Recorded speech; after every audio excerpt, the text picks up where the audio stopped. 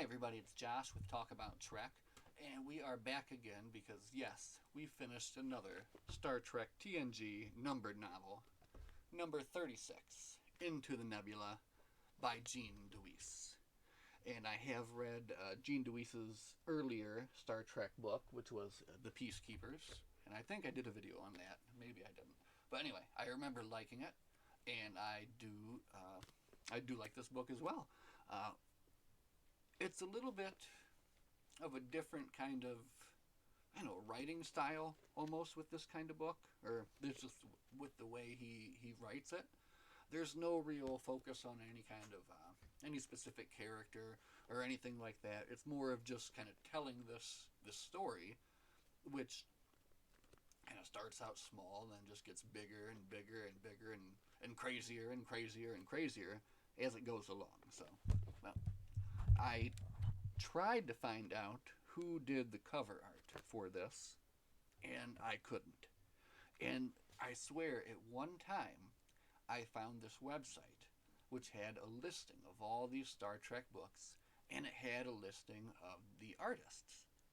And try as I might, I cannot find that site again. So, if anyone out there knows of such a site, please tell me what that is because I want to keep track of who did this one. It didn't look like it was Keith Birdsong because I couldn't see anything in his listing. But anyway, there's the art. You have a somewhat angry looking Picard and a very fluffy haired and bearded Riker. And they are backing up with a nebula back there. They're going into the nebula here. With the future of the USS Enterprise at stake, Data must save a dying planet.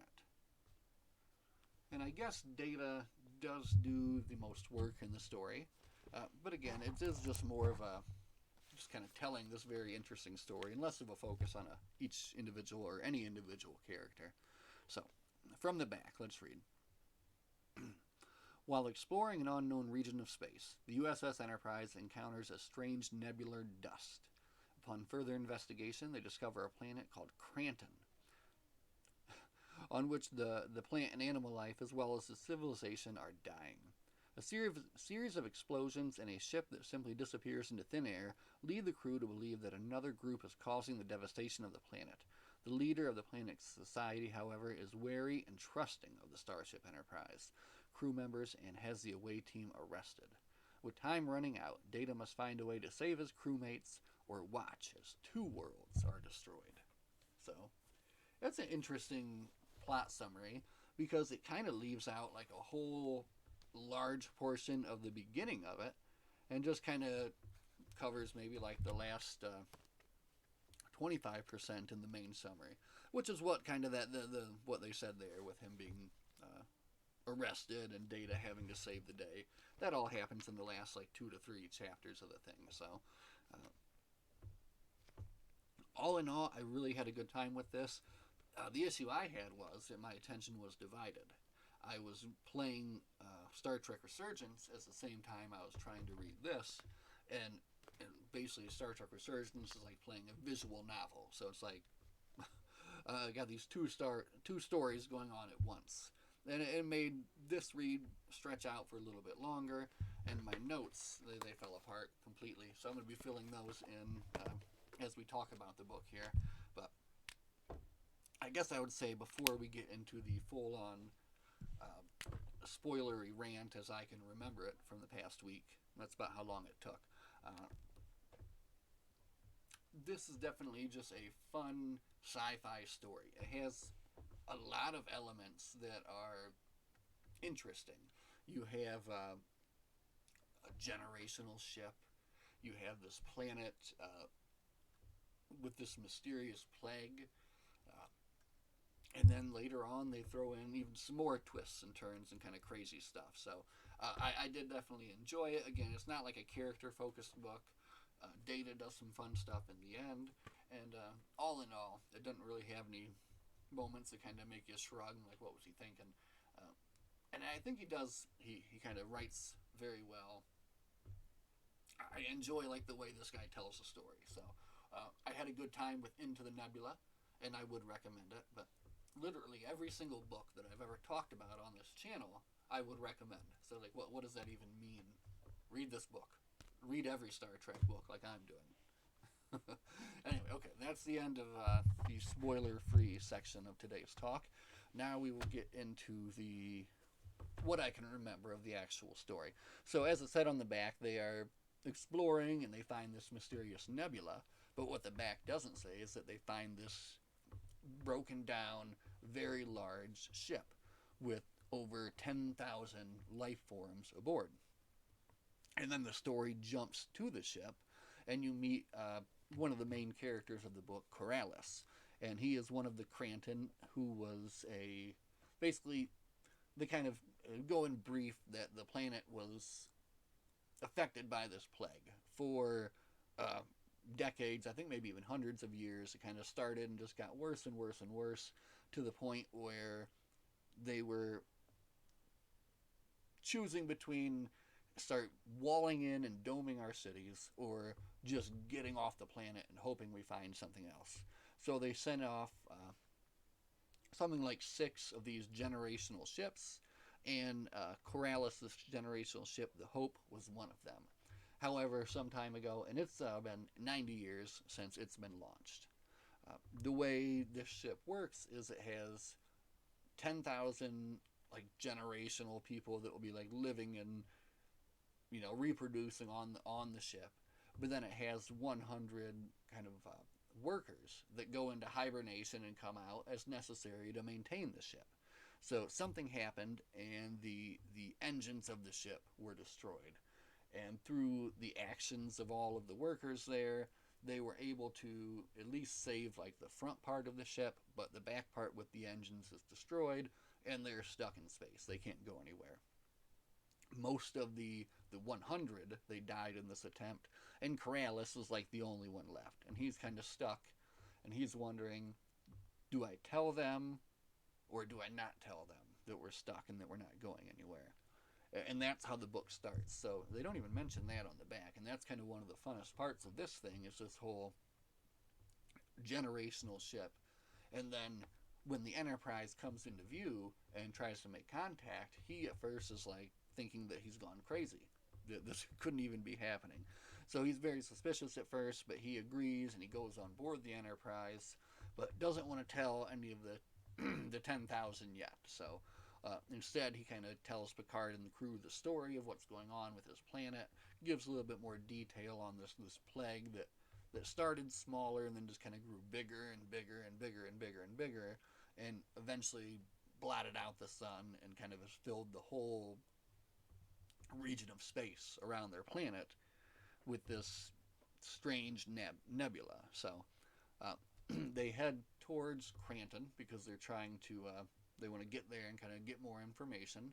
And on their way there, they get this mysterious energy surge, and they see this little ship kind of zap in. And then once they try to get to it and contact it, it immediately zaps away again.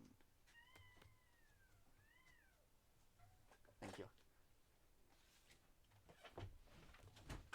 Zaps away again. So I lost my train of thought because hot dogs came in the room.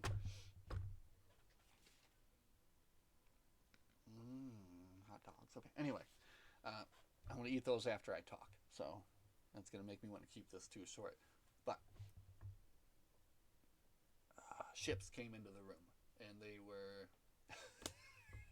ships came in. No, hot dogs came into the room.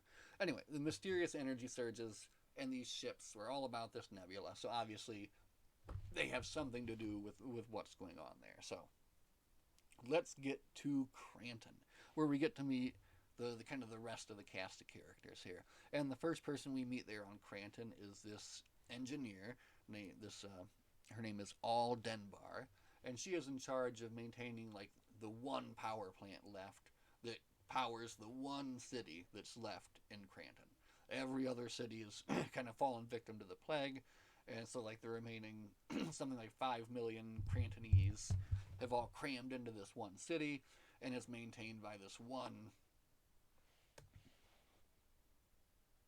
distracting hot dogs, this one power plant basically.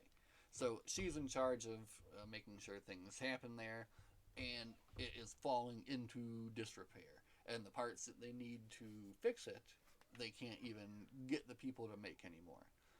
Um, Another interesting thing about this, they don't go too much into, is that most of the population of this planet has kind of given up, and they dive into these computer fantasies, something like I don't know, like the Matrix or something like that. I guess they kind of plug in and live out these fantasies in these computers, and that's what most of the people are doing. So they can't get people to do any work, to make these things, to operate, and to basically keep this city up, which means that things are going to be going south very soon here. So that's the initial problem. Now, all Denbar here gets to meet the away team. They send they can't transport down, so they send a group down in a shuttlecraft where they meet up, and they're able to, and she's like very excited to meet these people from the stars who claim to be able to help her. And then this is when we get to meet the next kind of main character of this book, which is the president of the planet, President Kozak. And he is incredibly suspicious. He believes that, there's something definitely that basically he thinks that they have something to do with it. The crew of the Enterprise is the one that caused the plague or something like that. So they're incredibly suspicious about that, or he is. So that they're kind of fighting back and forth with him, and at the same time there's all these like mysterious energy surges still happening below the planet now as well, sometimes on the planet and then in space. So they're trying to solve that mystery while they're also trying to, I guess, just deal with these two opposing sides, so that they can actually help the people of Krantin. So they're able to finally convince Kozak to let them help, and they're able to replicate the thing that this person needs at the power plant, and they're able to show that they are able to do that. But then there is there's like an explosion, there's trouble. The president gets more suspicious. He eventually ends up arresting Picard and them, takes their communicators away, and there's like a scuffle, and they're all stepped on, so now they can't beam them back, of course, right? So they get like a little bit of a suspense there, but really, there's nothing that really happens, because kind of the president realizes that, oh man, I'm kind of screwing up my only chance here.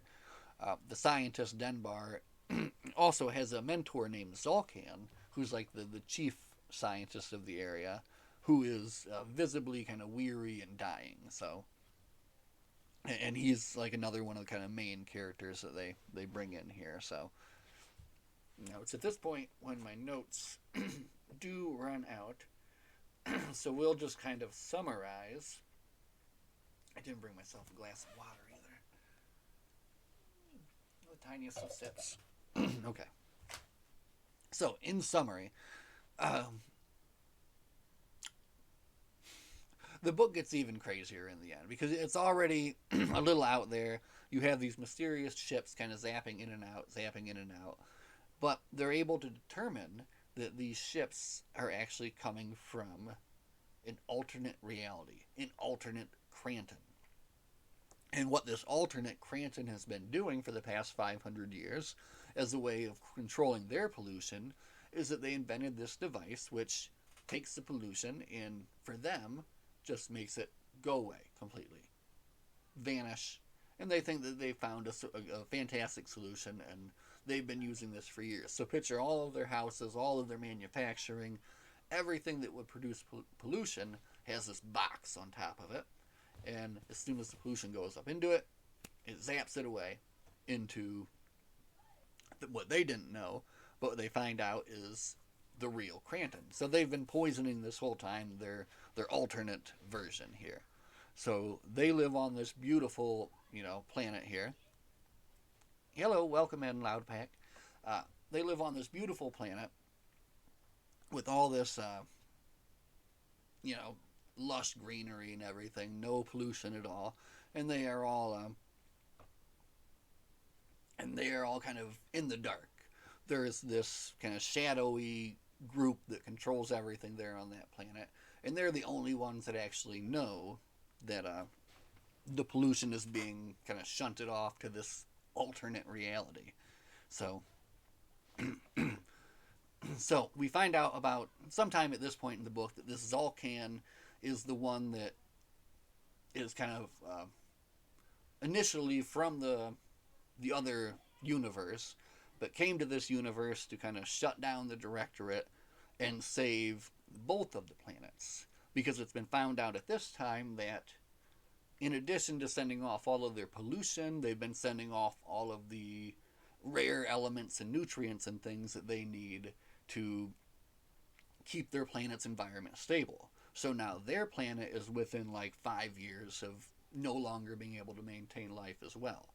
So that's the reason that their little ships and things have been zapping in, because they're trying to bring back the nutrients and bring back the dilithium, which is also a big part of this too. There's a large dilithium deposit in this planet, and the main, I guess the main focus at the ending is that there's a plan by the evil Directorate to remove all the dilithium from this planet, and in doing so, basically destroying the real, that Krantin. That would be gone.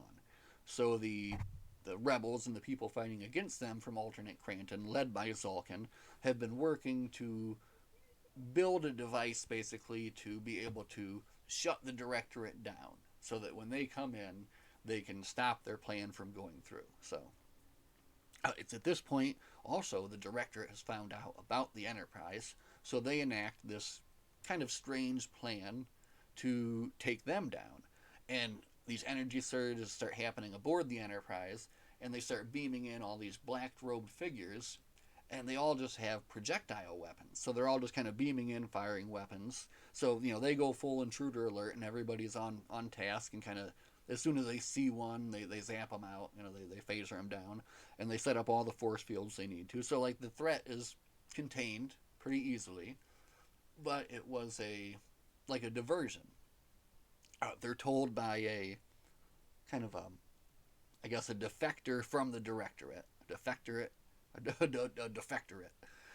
that they are that was a diversion, and that those people from the Directorate actually threw thousands of little markers all over the Enterprise.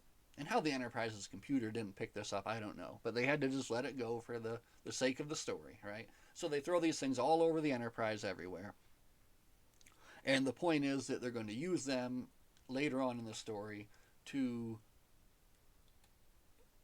teleport in a bunch of poison gas and kill the whole crew of the Enterprise all at once, and just knock everybody and basically take over the whole ship. So now that they know what's going on, they start looking for these things and removing them. But they also are working on a way to block this from happening. But the problem is they need a couple extra seconds notice that the sensors won't give them. But they've been dropping little hints throughout the story that Spot the cat can sense these things slightly before the sensors. So they use that, and it's kind of fun at the end. They use Spot to save the day, sense the exact time when they're going to beam in this gas. They block it, and they make the Directorate think that they didn't block it. The Directorate comes in all their ships, and when they come in all their ships, Zolkan is able to use what he's been working on to disable the Directorate ships and save the day. And then, since they shut them down, they're able to basically save both Krantins, one Krantin and the other Krantin. So in the end, both Krantins are saved. The Enterprise crew has done a fantastic job of helping out and doing their job, and it was an interesting story. Now, there was a lot here that I didn't go into that I would that needs to be covered probably, like the suspicion with President Kozak and everything that he kind of goes through, but I think I covered the main points of it. So all in all, it's a very, very fun book, and I had a good time with it. And it just kind of kept getting more and more out there, which was fun for me. So, I mean, it started out kind of fun with the generational ship, and then in the end, we're talking about like alternate universes and Oh, President Kozak meets his alternate self, who's the president of the directorate, of course. So that was kind of a fun twist in the end, too. So just very interesting book, and I had a lot of fun with it. And Gene DeWeese, I think, just he can tell a good story. So that was really good. So yeah, that's I think all we're going to say about Into the Nebula. I think more could be said, but these hot dogs, they're calling my name. So we're going to go ahead and end that one today, right now. But we are going to be back real soon to talk about more, especially Star Trek Resurgence, because finished that up the other night. And even though it's not a book, I feel it deserves an almost book-like talk because it's a visual novel. So we'll be back real soon to talk about that and to read more great Trek books. So as always, everybody, thank you so much for watching. Live long and prosper, and we'll see you in the next one. Bye.